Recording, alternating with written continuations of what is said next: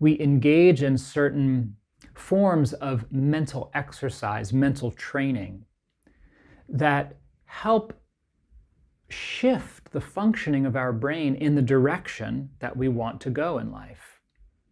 So, how is it that we come to be here together today? Why am I speaking to you from California in the United States in 2021 about this practice that originated over 2,000 years ago in South Asia and ancient India? So I want to talk briefly about the history of mindfulness, where it comes from, and how it is that we're speaking here together today.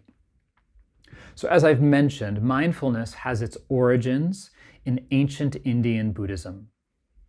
The word in Sanskrit for mindfulness is smrti. In the Pali language, which is the language that the Buddhist original texts were recorded in, the word is sati. And this word, smrti or sati, means literally to remember. So mindfulness practice is part of a much broader system of both mental training and spiritual cultivation in the Buddhist tradition. What is it that we are remembering? We are remembering to be present, remembering to be here, remembering what's important to us. In the 1960s and 1970s, people from North America, Western Europe, started traveling to Asia, to Thailand, Burma, Sri Lanka, some of the places that Buddhism traveled throughout South Asia, Southeast Asia, as I'm sure you're well aware, after India died out.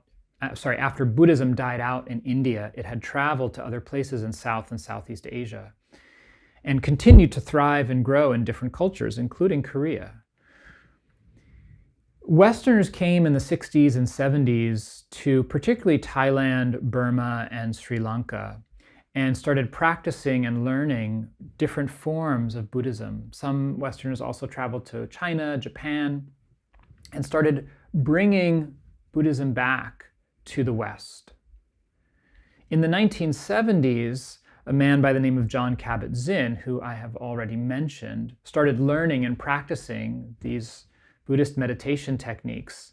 He was a doctor. He was working with chronic pain patients in the 1970s at University of Massachusetts.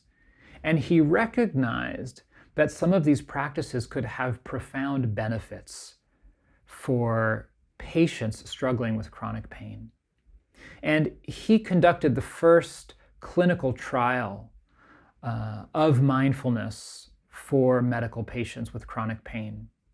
This is in the 1970s, and it led to the founding of what we know today as Mindfulness-Based Stress Reduction, or MBSR.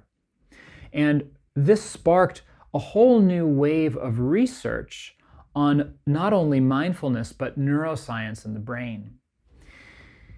What Jon Kabat-Zinn and many of his colleagues like Richard Davidson, Daniel Goleman, what they discovered is that at the core of Buddhism was this practice of mindfulness that could be shared widely without needing to believe anything or convert to a specific religion, that had profound benefits for all of us in the modern secular world.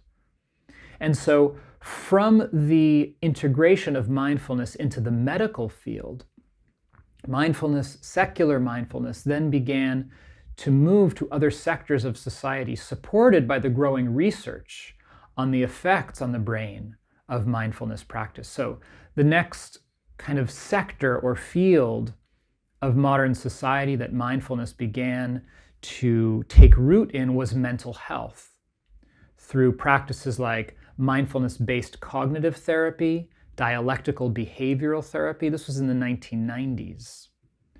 From the mental health field in the 1990s, mindfulness continued to spread, particularly to education, the corporate and business sectors, and beyond to popular society.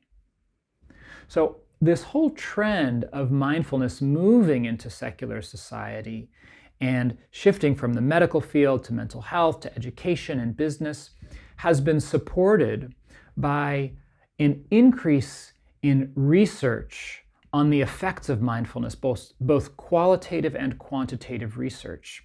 Since the 1970s, when there were perhaps only a handful of studies being done every year, until the present day, there has been an exponential growth in the research studies on mindfulness, to the point that today there's now over 1,000 studies in mindfulness published every year.